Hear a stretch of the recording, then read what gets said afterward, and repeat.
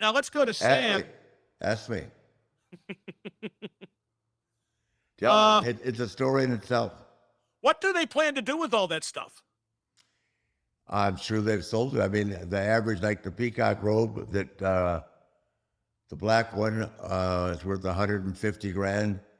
The there's someone in Tennessee that's got the Starcade robe, and I offered him 150 grand for it. He won't sell it. Oh, the Starcade robe. Oh yeah. Oh man, you should have that. Watch Lost Treasure. I know that was. Oh no, I saw it. I saw it. That would just stole all the dressing room. All the robes are worth. Well, what Tiffany has probably worth $700,000. See, I should have kept all the ones you gave me for safekeeping for that couple weeks. At least you know where they were at. That's what I did. I left to different people. Like Joe Gomez, Joe always gave back to me because I would carry with multiple robes because I was so conscious of trying to look different every night. You know what I mean? Right. So, but it was a lot. Sometimes I would just leave with a friend. You know what I mean? So.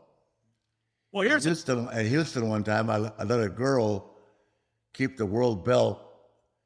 I left my Halliburton with a world belt in Houston one night. I was at a club with her and Barry and her friend, and I don't know, somehow I guess she thought I was mad. And she drove off, or she got mad at me for talking to somebody else, and she drove off. It took me 2 days to find the world belt. I bet those were an anxious 2 days. Oh yeah, because somebody stooged it off and heard it. I had to be at Montgomery TV. And when I got off the plane, they didn't think I had it. He said, heard you had a problem with the belt. I said, what are you talking about? He said, it's right here. Let's see it. Here's one from Sam. Did you work with Andre the Giant? How was it? Who's the best big man you worked with? Best big man I ever worked with is Mark Calloway, The Undertaker. Right. Second best in Big Show. When Big Show wanted to do all this stuff, Big Show was phenomenal. Yes, I did work with Andre. Probably in 500 tag matches, 100 battle royals, and I actually had 2 singles matches with him. What were the singles matches like, and what kind of challenge did that present? Boss, just let me do what I tell you to do. I took him over in a headlock. Give me no, you didn't. I did. Yeah, I told you to. That's awesome. He was a good athlete. Wow. This was back in the early 80s. In the 70s, I wrestled in tag matches all the time. I loved it. Because I was driving. I drove him back then. We'd go drink, and I had just a wonderful time in life with him.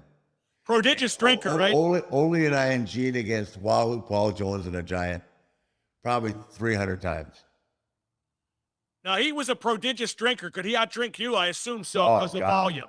Could outdrink you and I together. That would be an interesting handicap match, wouldn't it? No. You and I would lose. I didn't say would win. Yeah. Maybe you, me, Murdoch, Dusty, and Barry Darsow could drink together. Ooh, Barry Darsow.